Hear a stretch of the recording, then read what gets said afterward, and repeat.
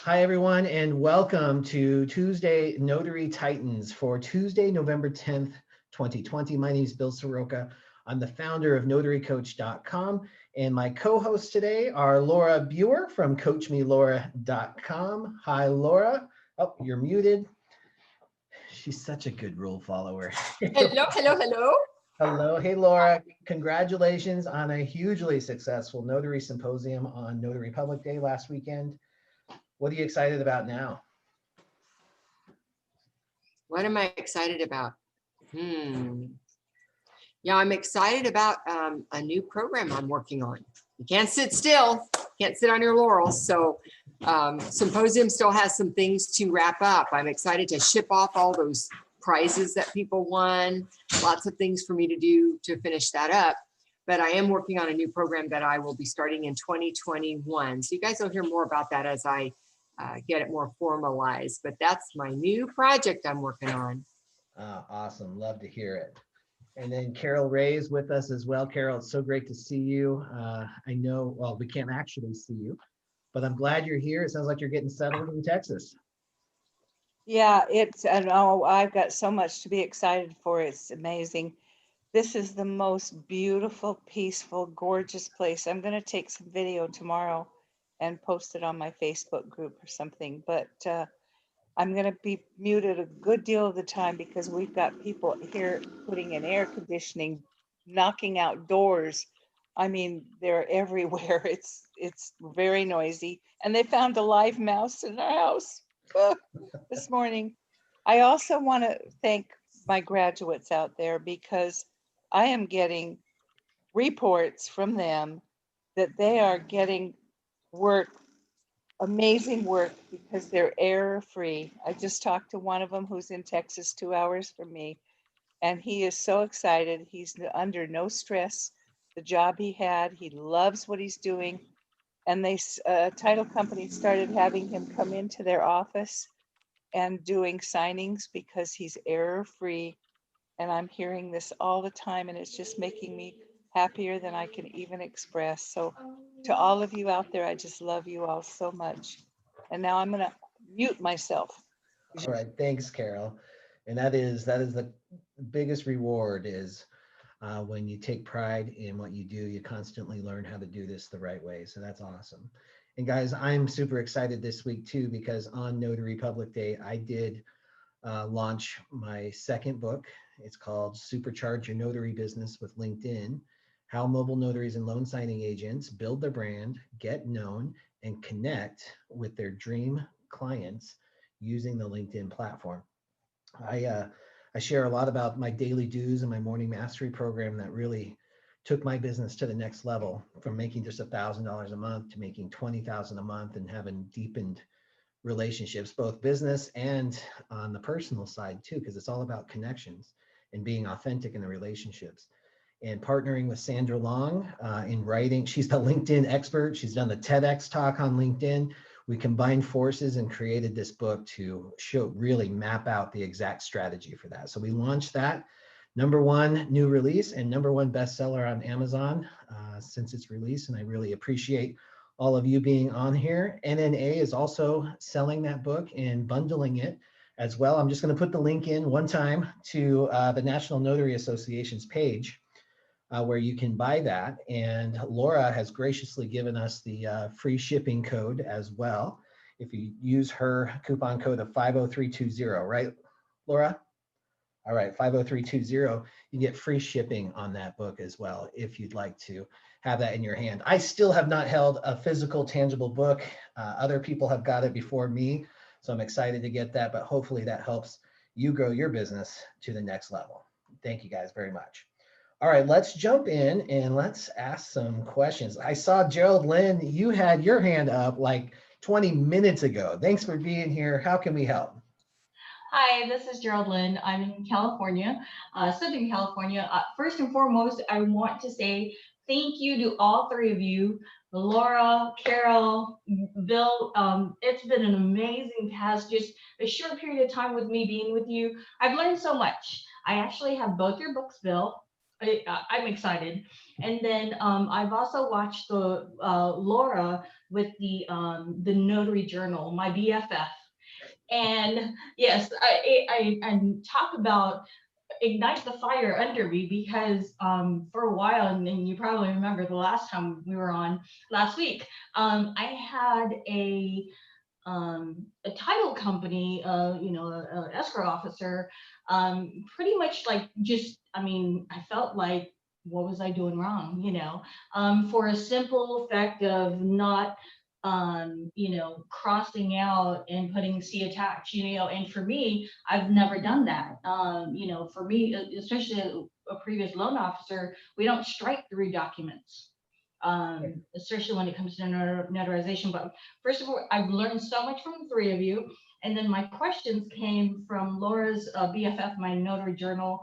I saw that you talked about stamping the jurid stamp on documents. I know on the loan documents, we're not able to do that, correct?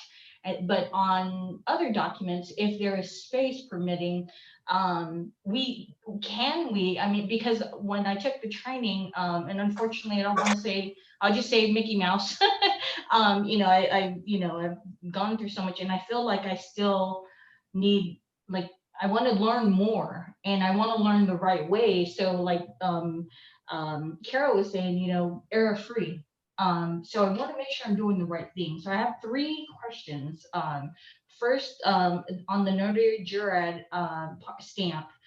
So we can use that on normal documents other than loan documents. Is that correct? So you may use it on any document. There is no restriction on loan documents. I use it on loan documents all the time. Wow. I was told that we could not use the stamp. Wow. I don't know who told you that. It wasn't me. No. It was my notary trainer. Like I said, it was just a Mickey Mouse company. So anyway, we'll just leave that at that. So no, that is awesome, because sometimes I come through loan documents and then I attach a loose certificate, but yet there's still a lot of space on the document where I can do that. Do the California commercial stamps. So anytime there's space, I do that. So what's your next question? My next question is, you mentioned something about the modern journal. I have that, and I just wanted your opinion. Not going to hold you to it, but why do you feel that it's not a good journal? And I know you're using one from the NNA, but on the modern journal, it has A for acknowledgement and J for jurid, those boxes to check off, and then the types of documents. Right. So Geraldine, the reason that it's not my preference, there's nothing wrong with it.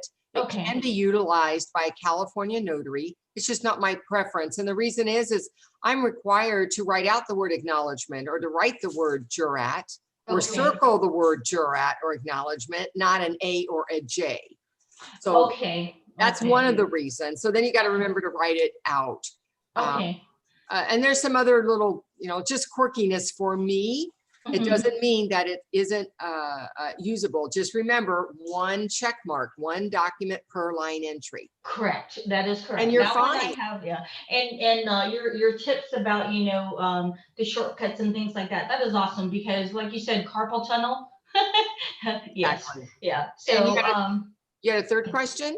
And the third question was actually for Bill. Bill, you mentioned something about getting on your loan signing, with you or through your company. Where do we go to sign up with you? So for my loan signing company, it's relatively small, like in the grand scheme of things, especially very small. I always start with my Sign and Thrive members first, and then we grow and expand. I don't necessarily have a list that I accept for it. Okay, all right. No, that's good to know. Yeah. But again, thank you all so much. I've learned so much. I'm so happy that that I'm here. Yeah, thanks for being here. Appreciate it, Geraldine. Thank you for taking my questions. Absolutely. All right. Alicia McKay, thank you so much for being here. You want to unmute, tell us what state you're in, and ask your question. Hi, Bill and Carol and Laura. I'm actually in New York State. So I haven't taken any classes. I've had my commission since 2019, just because I use it internal use. I work for a large risk management company and the surety bonds department. So my team is made up of 11 people and 9 of us have our notary stamp just because we need it.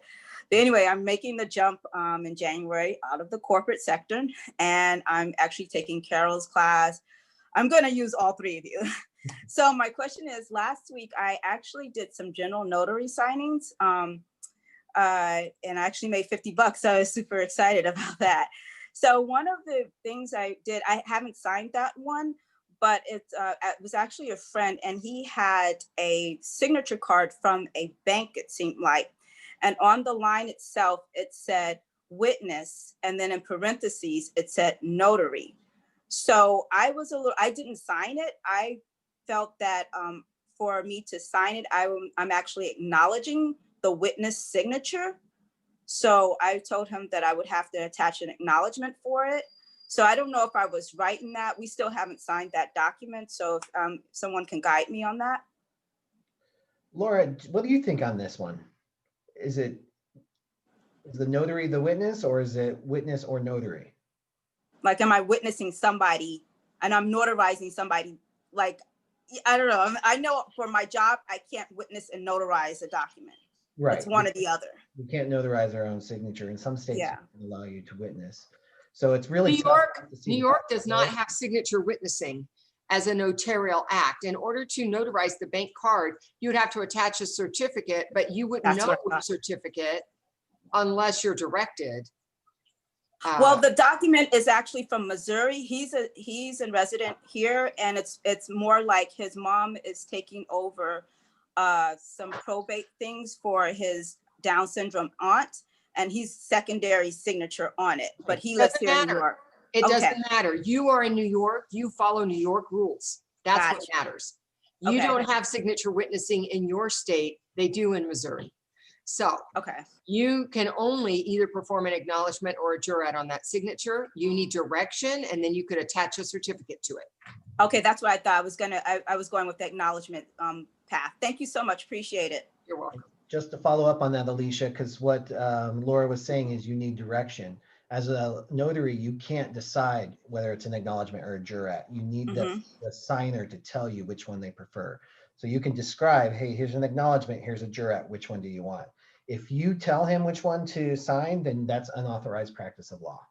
No, I was telling him, I told him I knew I couldn't sign as a witness, but I did give him the option, like, hey, I could do it as would you like the acknowledgement? I didn't throw the jurat in there, but I will give him that preference. Right. Otherwise, you're pushing them towards the acknowledgement, and that's the UPL. Gotcha. Avoid. Awesome. Got you. Thanks for bringing that up, Alicia. Great question. Thank you. Tom from Austin, Texas. What's going on? How can we help?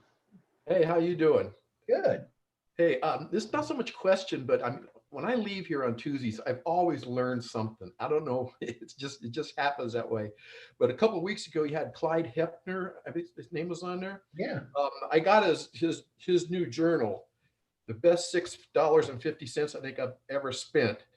I mean, if you open that up and see how simple it is, it goes back to what Geraldine was talking about, signing this and everything on a journal.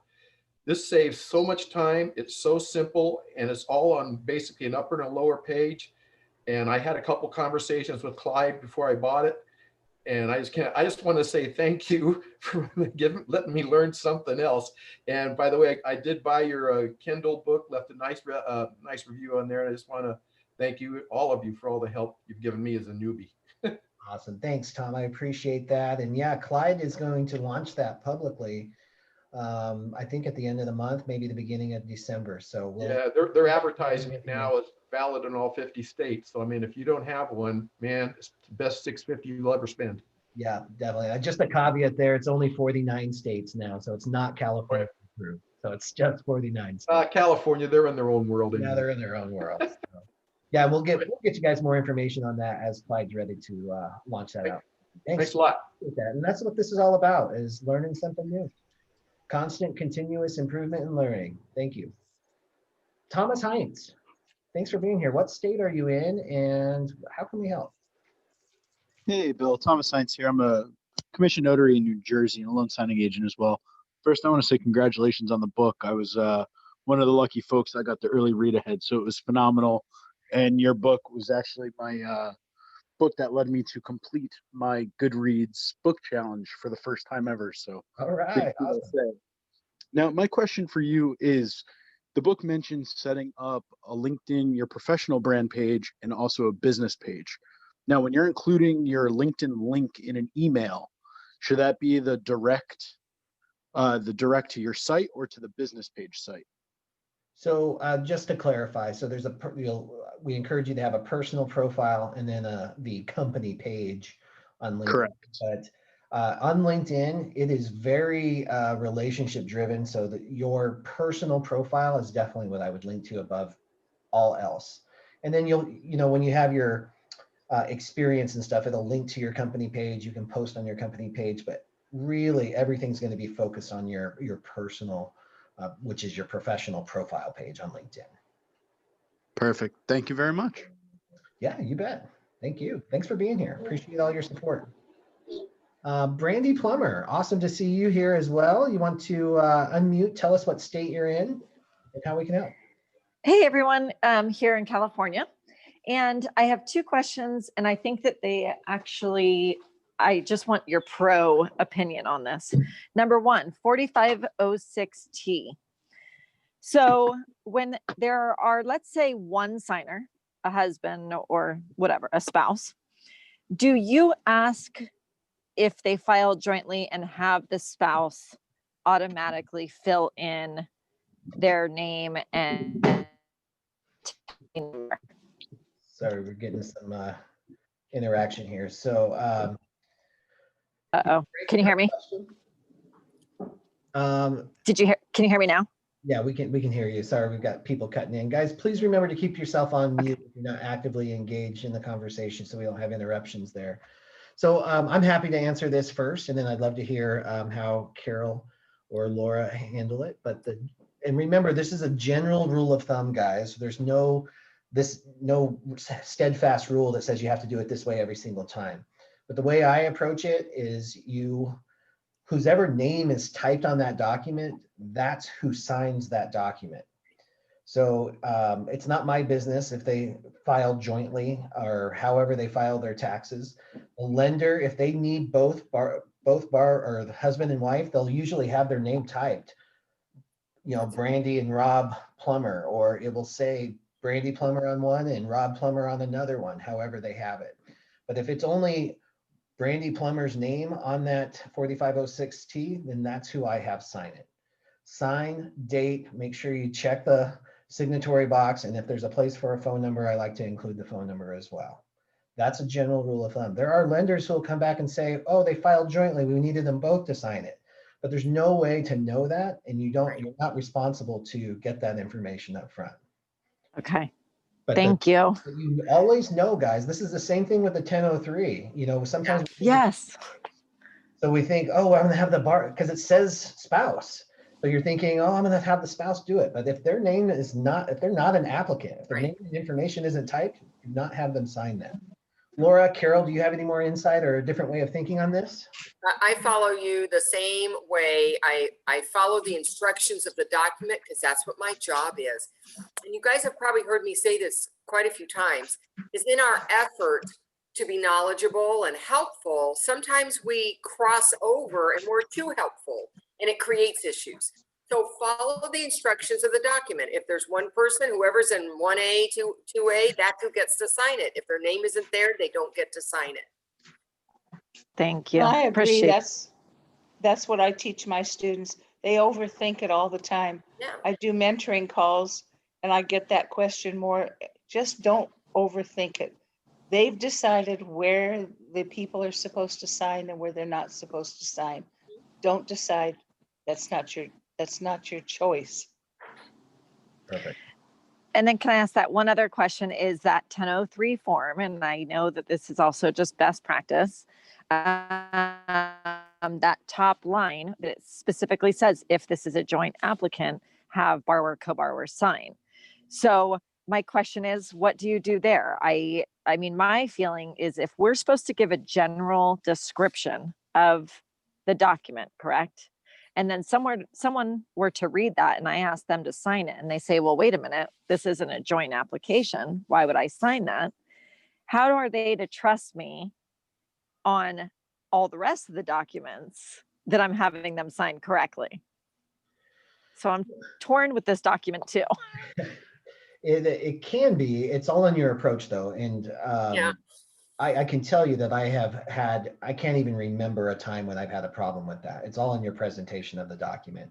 Number one, here's your final loan application. You've probably signed this thing already 16 times throughout the process. They just need a few final signatures on it. First one's right up here at the top, if you would sign right there. Then flip it over. On page 2, there's nothing to sign. This is just your income and assets. On page 3, down 3/4 of the way down, we have the signing date right here. That goes super smooth. Now, I know sometimes you're going to get signers that say, no, this is not, they're going to read it and they're going to say, no, that's okay. That's 1 in a million that's going to happen. So don't base your whole business on that 1 in a million chance. If they say, look, I'm not signing that, you're not here. You're not the enforcer, right? You're not going to break their knuckles if they don't sign the paper. If they don't want to sign it, okay, I totally understand, totally agree. It's not logical to sign that anyway, but they do want you to sign over here on page 3. Now, the challenge that sometimes comes up and relating to what we just talked about on the 4506, sometimes it's a single borrower. When I say single, a solo borrower, but they're married, and the spouse's information is not on the application, but it says co-borrower, and then notaries have the spouse sign the application for no reason. Her name is not typed or his name's not typed on it. That's when things get kind of wonky on there. Does that help? Yes. Laura, I appreciate. Carol, any other information on that one? Any other perspective that you guys choose on that? On the 1003, 2 things. One is I'm going to repeat what we said about the 4605. Okay. What are the instructions on the document? The 1003 will have applicant information filled out for the applicant they're expecting to sign. So if it's only filled out on the left, then that's the person who's going to sign. If it's filled out for both sides, then both of them are going to sign. So You mean sign on the at the top. On the top.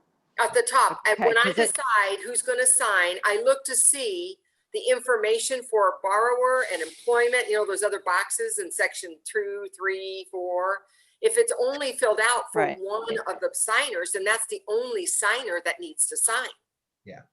If they don't have any information about that second But signer, technically, when you read that, technically it's not our job. Are you an escrow officer? No, Is that what your job is right. there?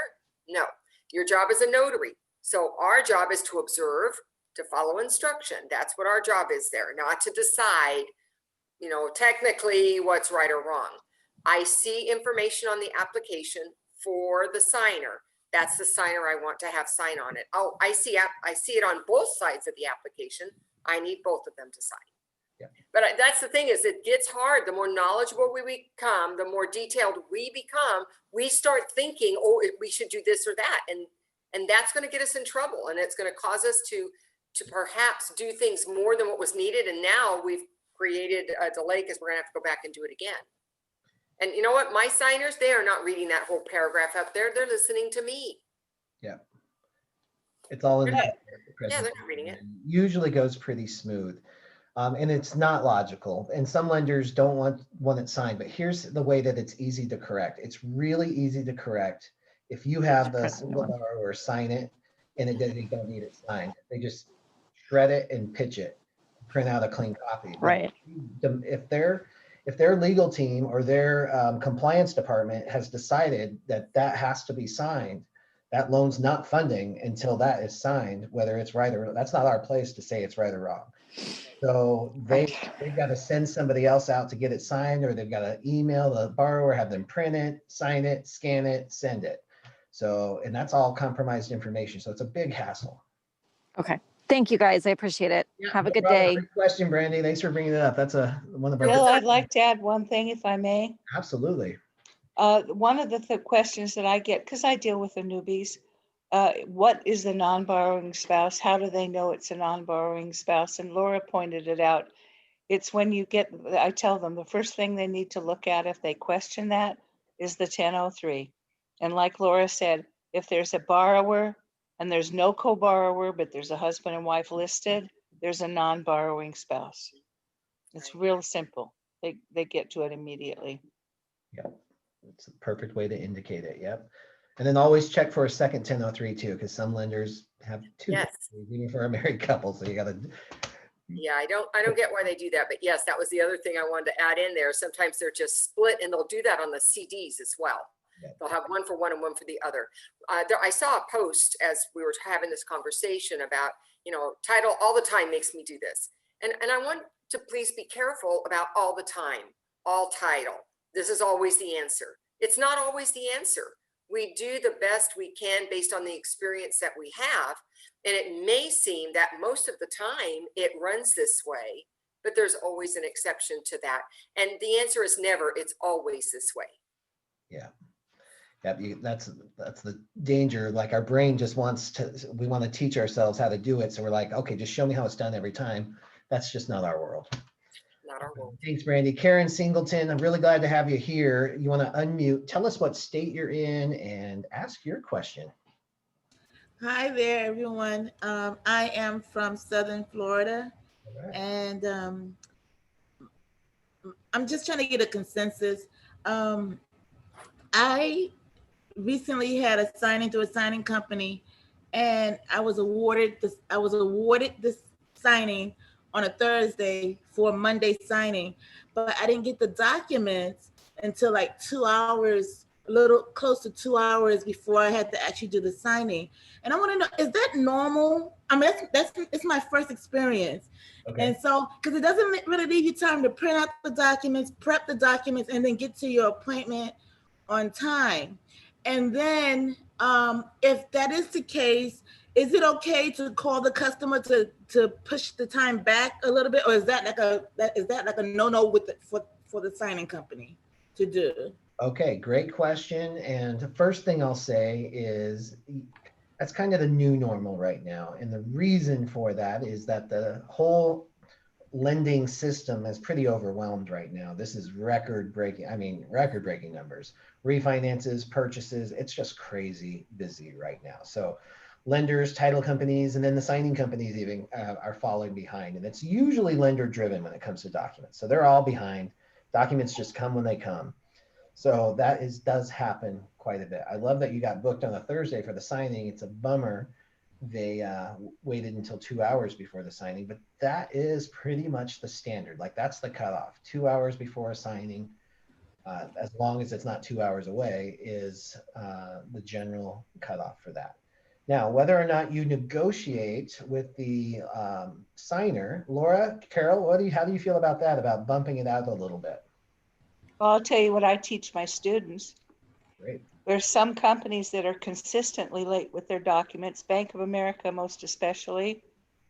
And once they start working with certain companies and they see the repeat of slow docs, I tell them that when they confirm the appointments, that what they might want to do is mention to them that there is a possibility that they won't get their documents in time for them to be able to properly prepare them, get them ready for the signing on time. Are they going to be available a little bit later? If the appointment is at 6 o'clock, find out if they'll be available at 7 or 8 o'clock to take the stress off of the notary, for one thing, because they stress out, especially when they're new. And I hate to see that. And also it allows them that flexibility so that they don't have to apologize or take on the personal responsibility for those documents being late. And if any company, and I've seen this, don't tell the borrower if you don't have the documents. What am I supposed to say? That I went to the movies with a friend and we decided to stay for a second show? No, it's your responsibility. You didn't get the documents to me, but I'm going to prepare the borrower and I'm going to prepare myself for success. Awesome. Love that. Laura, anything that you would add? Yeah, I agree with Carol, particularly about, lying about why I can't come, because I'm not going to suck it up for them.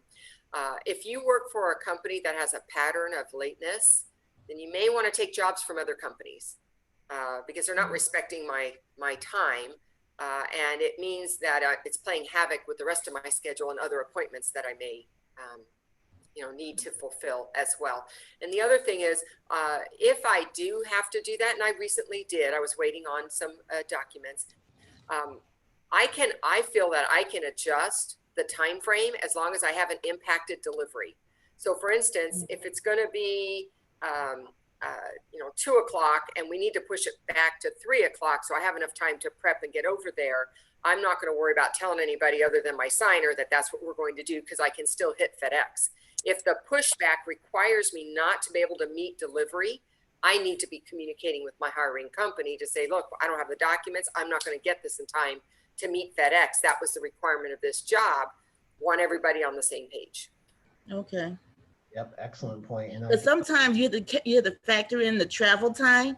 And so if the travel time, well, in this particular case, it wasn't that bad, but sometimes I'm traveling an hour, and if I'm getting the documents 2 hours before the signing, all I have time to do is just pull the documents off the printer and get in my car and go. So I don't even know what I have in my hand. I wouldn't even know what I have in my hand until I get there. And so that doesn't sound professional to me. Well, I'll tell you, right now, Karen, that probably sounds ridiculous because you're relatively new to the industry. Yeah. But I'll tell you, you'll get to a point where that's the case. It literally will not matter what that what that type of loan that is or anything. You will be able to handle anything that comes across. Now, obviously, we want to check and make sure that it printed correctly and all of that. Right. I think that's worth communicating about. And with proactive communication, that's why I love what Carol and Laura have said. You can absolutely be proactive in the communication. And you can to check printing and to check formatting, that takes minutes. That's not an hour of work.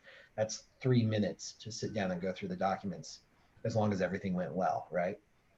So it does get better. And as you get experience, you'll need less and less time in between. Yeah, I understand what you're saying. Sometimes like you have like 200 and some odd pages that you're printing. That's It's a lot. Yep. So there you have it. All right. Thanks, okay. Karen. Thank y'all. Yeah, Appreciate you it. bet. Elise Hazard, always great to see you on here. If you would unmute to tell us what state you're in and ask your question. Hi, everybody. Yes, I'm calling from Florida. And I have a question that really may not even be a valid question, but just as a general concept, I wanted to ask the question since we're here today. I had a call from a title company yesterday about assigning for a seller on Thursday. Have not got any documents yet. I was a little bit concerned that they sent me a small bit of information by email, and it said the seller's name is and then, yada, yada, yada, first, middle, last name, revocable trust dated, blah, blah, blah. So that is a planning document. I mean, it's not like a corporation owned entity for a property. So if they say the seller is the revocable trust, I'm a little bit concerned about who I might see or how that might need to be signed. Is there any thoughts you might have on that? Well, I mean, this is very common, so I'm not sure if I'm missing the impact on it, but I'll just tell you that properties can be owned by a living trust. They can have the property ownership. So the representative of that trust is going to sign most likely as trustee of the such and such and such trust. And you're absolutely right to think, well, how are they going to sign? That's a great question. And I usually get clarification on that from every single trust appointment. Anytime there's a living trust and I have a trustee, because sometimes lenders or title companies want it signed with a trustee, even if the legal verbiage that was designed to bypass including trustee is included, sometimes they require it. So no matter what, I always get clarification. How would you like this signed? Should we include the trustee or not? Okay, thank Every you. time. Laura, do you have a Every suggestion? time I check. Yep. We try to apply logic to this, and this is a very illogical industry sometimes. So you're not doing a disservice by asking the question. You actually do a disservice by not asking for clarification on how to sign that. Okay, thank you. You're very welcome. Thanks for bringing it up. Apollonia from Illinois. Thanks for being here. How can we help? Hi, Bill. First things first. Hello, Carol, Bill, and Laura. Bill, congratulations on your book launch. I am super excited. I do have Sign and Thrive. You had an option on your website to get a copy signed, and I think it said coming soon. So that's the only reason why I have not purchased my book. So I'm waiting for that signed copy option. So please be sure to keep us updated on that when that's available. You know I will. Yep, no problem. And Laura, I just want to say the symposium on Saturday was super amazing. I had the most amazing time ever. I learned so much. It was that was my first ever like a conference event as a notary. But I learned so much. And I just want to say thank you so much for putting that together. You had an amazing build. You all were amazing hosts. The music was so amazing, on point. But I just want to say thank you so much for hosting that. I'm excited about next year's event. But I had an amazing, amazing time all day. Thank you. Yeah. My pleasure. Oh, thank you. So my question is for you, Bill. When I print out my documents for the borrowers, I do not include a folder. I typically put a big rubber band around my documents. And last week, it was kind of ironic and weird that 3 different times I had the signer say, "Oh, you don't have a folder." And I said, "No."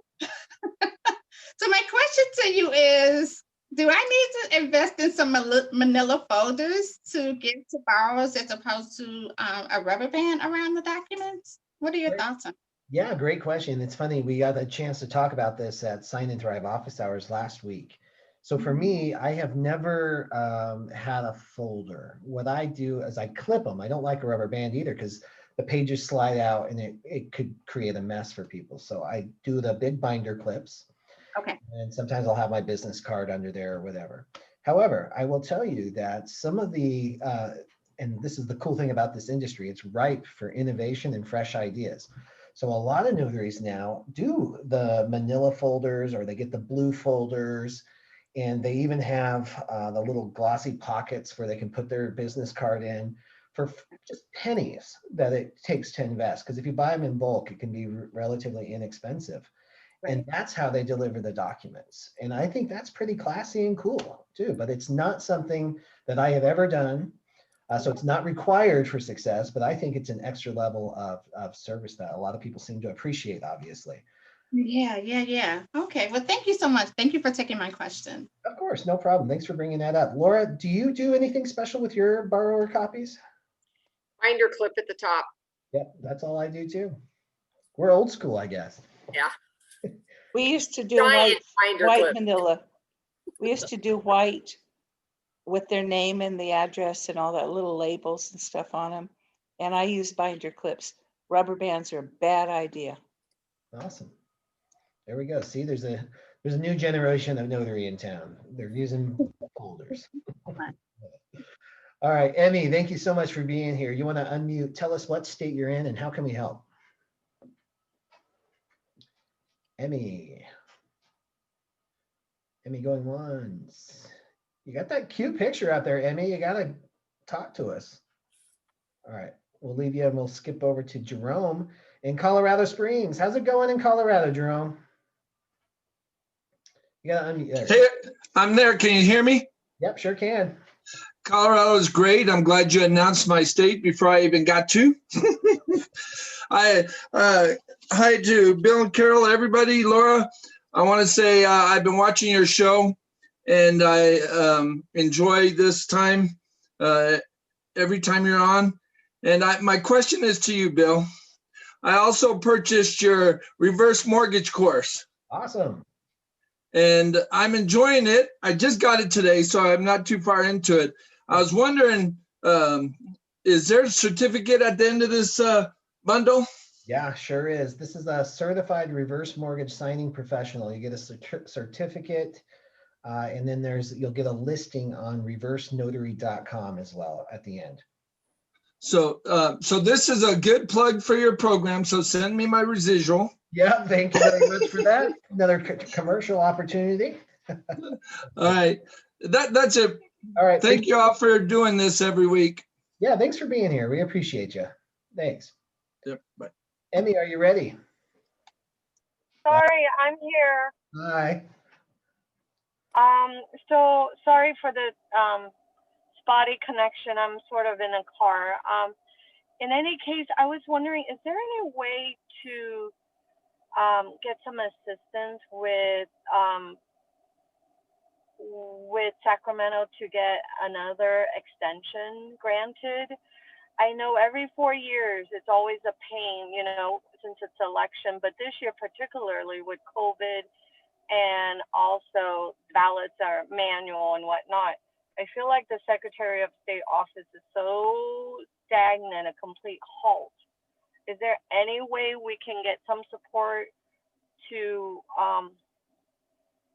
further to pursue a third or so extension? Yeah, so she's talking about emergency order for the extensions for notary commissions, and that order ended November 3rd. So if your commission ended November 3rd or before, you have extension on yours. But if your commission ended on November 4th or after, there isn't any help for you at the moment.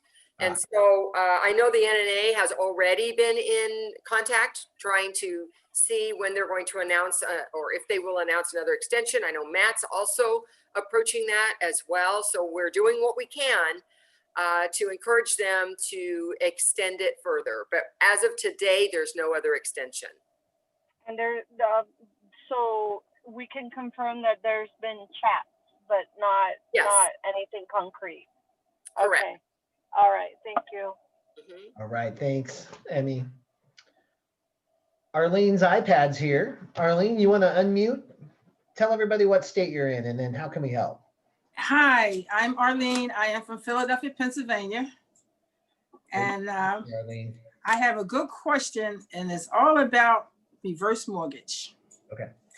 I done one on the 5th, and the lady is from out California. She actually lives there, but she's here visiting her daughter to give her daughter in California a break. She had a stroke. She's 83 years old. They made her reverse mortgage at 7 o'clock. I came with the docs. We had a good conversation, and she got maybe in the first 10, 20 docs, she said, I feel like I'm signing my life away. And this is not what I want to do. So I said, okay. I said, well, she says, what do you think I should do?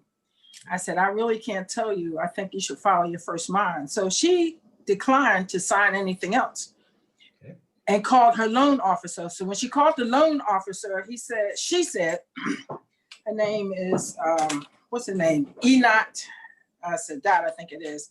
She says, I want to know, what the lady said, I want to know what this $22,216 fee is. The loan officer says, don't worry about that. Worry about what you're supposed to sign. And she said, could you take me off the speakerphone so I could talk to the notary? So the lady didn't know how to get off the speakerphone. So I gave her my phone number and she called me directly. And she said, she's probably not going to sign tonight, but I will need you to come back tomorrow. If you come back tomorrow, we need you to backdate the documents. Now, that put a bad taste in my mouth. Certainly. So not only did I not do that, I told her, I said, I couldn't talk in front of the lady because I didn't want her to think that I was actually, I didn't have anything to do with anything. This was definitely her call, but I didn't want to appear unprofessional in front of her by telling the loan officer what I thought. So I did. So she called me back after a couple of days. The day is the 10th. That was on the 5th that I done that. Her daughter is here from California, who is coming today. And I do want you to know they've done those documents again, and they're really coercing this lady into signing these papers. So she called me personally because I left her a business card. So it's almost like she's getting me directly involved in this, which I really don't want to be, but I'm scheduled to go out today again at 7 o'clock in the evening because her daughter is here. Cool. But now she said that she don't want to sign the last time So now, am I supposed to just play this by ear today? And the only reason they called me again to go back out, because the loan officer called me and she says, I think that was very unprofessional. You know, I needed these documents signed. She said, I don't have time to do those documents over. And I already told you what I needed. She said what she said, and then she hung up on me. I'm gonna tell you what really irked me. I didn't have the energy. She wouldn't answer my phone to call her back, or let's just say I didn't tell her what I thought. But now the lady is going to suppose to look at these documents because her daughter is here, and they said they was going to send out a notary. She says, if you're not going to send out Arlene, don't send out nobody. That's how I got back into this thing again. Gotcha. So what do you think about that?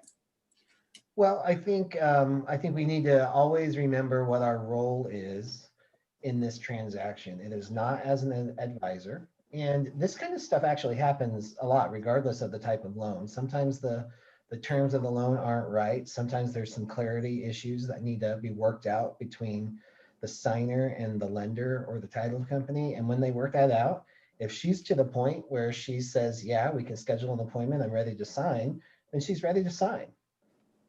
What, and see, at this point, I can't offer any kind of, I personally do not like the language in it. I do not personally like her position, the way she feels right now. She just had a stroke, and I asked her, weren't you counseled on this? She said, no, I can't remember any of that. But she has a good memory. She's 83, but she don't remember them counseling. She said they talked to her on the phone. Yeah. But they wanted her to sign this paper for I accept that, or I refuse counseling, and she wouldn't sign it. So the lady is not crazy. But I got a bad taste in my mouth about the particular company I'm dealing with, and I will probably never do it again. Yeah, if you feel like there's an intent. What company is it? Well, I don't the loan officer's name. I don't even know if I can say the company online. If that would be a good thing. Well, we don't need to into that. It doesn't matter, because here's the thing. Like if you think there's an integrity issue and you don't want to participate in it, then you can respectfully decline the appointment. That's beyond that. It's not really your responsibility. I'd love to hear Carol or Laura's perspective on this too. Yeah, I think there's two different things that I'm thinking about, and one is the loan officer's agenda and the client in front of me. And the loan officer's agenda, I like how Bill put it. If there's a question of integrity, I'm at liberty to at any time say, you're not a fit for me. This job is not a fit for me. This working relationship is not a fit for me. And I respectfully decline doing business with you. That's the one thing I would walk away from it, because it never seems to fail. No good deed goes unpunished. It starts out like that, and then it seems to go downhill from there. In terms of the client, the signer's going to have her daughter with her. I'm not Mama Bear. That's not my role. That's not my job. If she's not coherent when she's with me, then my job is I can say, no, you're not appropriate for notarization today. But anything other than that, it's not my role or place to make judgments about it's a good thing or a bad thing. I don't know her situation. I don't know those kinds of details. So it's not my place. But it is my place. It is my place with regard to the loan officer to make sure that I work with people that I can respect and that respect me. And it's on me, if I see that happening, to step back. I agree with you. She's from California. So is Max Settlement Service. He's actually the notary service that hired me in Philadelphia, Pennsylvania. And he is taking it upon himself to call the participant for the loan officer. So I'm not sure what kind of hookup those two got together, but that's why she was questioning, what is this 22,216? It just says third party. It doesn't matter. Arlene, it doesn't matter. That's between her and the loan officer. It is not my business one way or the other. So I, as a notary, I'm speaking for myself. I can, even though I'm hearing this detail and seeing this detail, none of it's my business. It's not. I cannot make it my business, because then I'm going to get into things that I don't want to know about. Well, then I don't want to do anything that's a conflict. She asked the loan officer that directly, and her answer to her was, don't worry about that. Just worry about what you're supposed to sign. I couldn't even have a reaction on that. And I wouldn't even look at the lady because sometimes my facial expressions kind of feel for themselves. So I didn't even look at her. Yeah. But in a real world scenario, if she was my mother, she has a $500,000 home that's clear. And she's going to take out a reverse mortgage on it. Okay, but Arlene, I'm going to pause you. I'm just going to pause you right here. Okay. You keep going back to her business. That's not our business. That's not your business. Right. It doesn't matter what you think. What matters is, do you believe you're doing your job correctly? And are you working with somebody who has got an integrity issue? That's really what I hear in this story. And that's what I want you to focus on. Right. Okay? I didn't focus on her details. She was calling me, telling me. But now, when she said that she didn't want to sign, that was my job to say, I can't take it any further.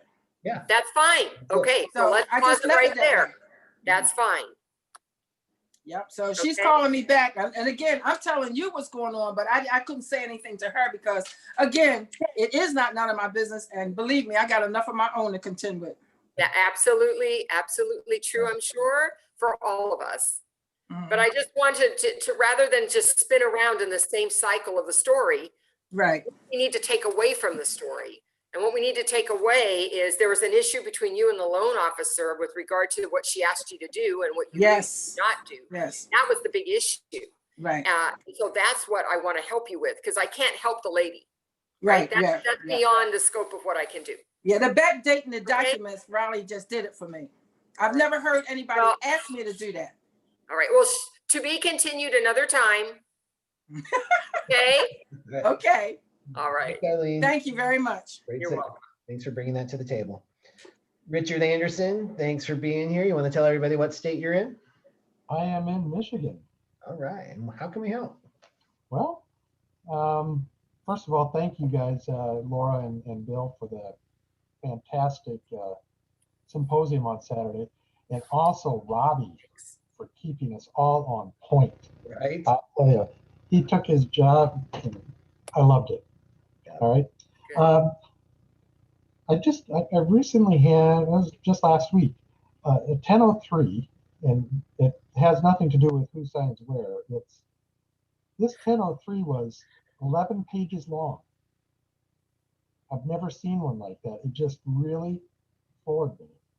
It must have been correct because I had to do a scan back for Bank of America, and they accepted it. So, but it was just really weird. Have you ever seen one like that? It's either a lot of assets or a lot of liabilities usually. Exactly. No, it has a lot of different information that you usually don't see on the 1003. Yeah. I don't know. It was just really, it was different. Yeah. Yeah. That's the new 1003 that has been kind of hanging out for about 8 months now. It's finally showing up on the table. Finally using it now? Yeah, apparently so. I've seen it a couple of times in some of my packages. So. Oh, okay. Yeah. It just really I had to look because on a 1003 you usually don't where all the signatures are, right? Yeah. Well, this one I had to go find them. It was like, where are the signature lines? Oh, good. And, they've been talking about this for like a year and a half, so I'm glad to see it finally happening. In regards to getting documents, I tell you, when Bank of America documents, I usually get those like 2 or 3 days before. Nice. Yeah. All right, that was it. That was it. All right. Well, thanks for sharing that because I know that's a different experience. Good for you. Love it. Renee, great to see you again. Don't forget to unmute. Tell everybody. California. Yeah. Hello. Always glad to be here. Okay. My question was, regarding I don't know if this is the platform where we talk about this, but it was about not getting approved even when with a direct, even when the signer is requesting you. So I have a loan, a processor at New American Funding, and she's been trying to get me on to take care of 2 of their offices here. And she gave me the contact information. I sent an email out to that placer titles person, and she said, you know, I'm sorry, you know, we're full, but the best of luck to you, blah, blah, blah. You're not taking on any more notaries. And the processors, the lender, the person I'm in contact with, she's like so frustrated because apparently this is happening more and more. And she, you know, she's like, I'm going to reach out to them. And, you know, the client's asking, like, and I don't want to get in the middle of that, you know, with Placer. But I mean, legally, right, the signer has the right to choose who they want. By law, you can, it's just like in lending, you can't force somebody to use a specific person. Am I understanding that correctly? There are some exceptions to that rule. Okay. I experienced them with my own signings. So for instance, one of those exceptions are if they are a title company and they have a requirement for their notaries to be Fidelity approved, you can choose any notary on their list as long as they're Fidelity approved.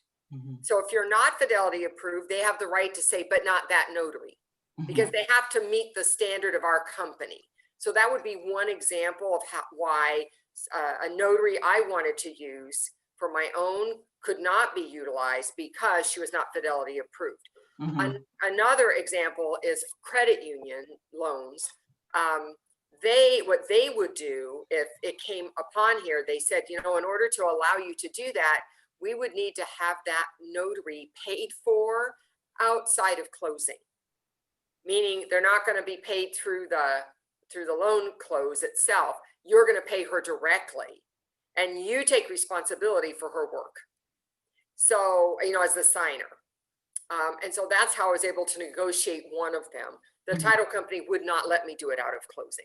So a lot of it's based on, you know, their title insurance. Remember, we call title and we talk about their assembling documents and said, but you know, title is an insurance product, title insurance, and they have responsibility and accountability to make sure everything happens a certain way. And they can set rules within that process that says, yes, you can choose any notary from this list because these all meet whatever the requirements are. They have a background check, they're this or that. Bill, you have something? Yeah, well, mine's more specific to Placer and their parent company, PRC. They usually their process is that you have to be sponsored in, meaning that somebody has to introduce you. And it sounds like you have that. So it sounds like there's a breakdown in communication or somebody's being a little stubborn about something. But I would imagine it's just a breakdown in understanding what's happening here. Yeah. So it might be an introduction from that processor or from that processor's loan officer that's performing, because who's ever performing gets to make the call. I mean, when it comes to real estate agents, lenders, if they're closing deals, that title company's doing whatever they tell them to do. Yeah, that's what she says. She's shocked. She's just like, I don't know what's happening out here. So, and I do know that they did put a stop on things, but you can still get in so it's probably just a miscommunication in the company directive. So it's probably just either escalating to the right person who understands it. So and you can work with the processor, copy them in or whatever, talk to the branch manager, just say, hey, I totally understand your policy on this, and we just want to work through this. I'm working with this lender very specifically, and they have borrowers that really want to use me. So we need to find a way to make this work. What is your suggestion? Yeah, she seems to think that because she used to be an escrow officer, she seems to think that it's because they want to use their in-house notaries. That very well might be. They might have a relationship in place. Yeah. There's still that they can't do that, especially with the title company. They can't just use kind of So there is a way to break through that a little bit. All right. It's just a matter of communicating to the right person. Okay, so basically, the loan officer can call and say, hey, you know, I've got a signing coming up with this file escrow number, and I'm being told you won't let the client use their notary, kind of thing. Well, I wouldn't want it to get that far. I like proactive, and I love the loan officer, just usually an email. just copy everybody in like, hey, here's the reason that this needs to happen. This is what I want on my team. Can we just make this happen? That would be the best way for it to go, from the person who's responsible for closing the deals and bringing that business to Placer. Because a loan officer can go anywhere they want. Yeah. Closing agent. So Yeah. they've got to. Because she had me send the email on their request, and I told her, I'm like, I'm nobody to, they don't care what I say. A notary's probably say that all day long to them. It's probably better to come from them for sure. Yeah. All right, Renee, we're right at the 1 hour. Thank you. Bill, before we get off, Yeah. This is Carol. I would like to have Beth, if she doesn't mind, make an announcement about prime time notaries. We're starting this again on the 15th. She has a lot of information. Beth, could you let everybody know about prime time? Well, hello, Miss Carol. I wasn't prepared to do that, but I can.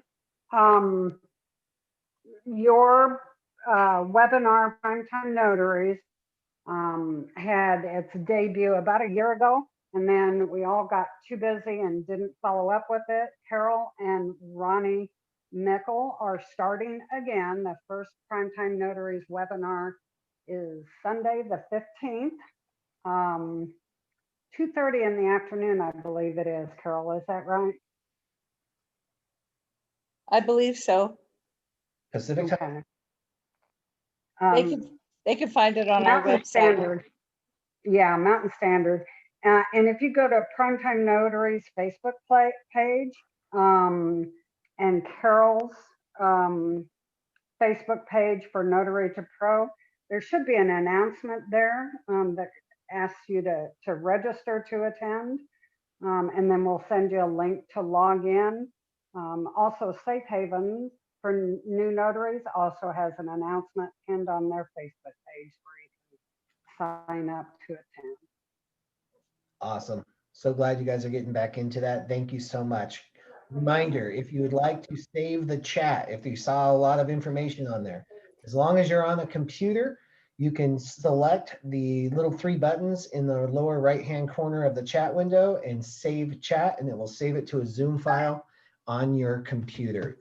Guys, thank you so much for growing yourself and your business on a Tuesday.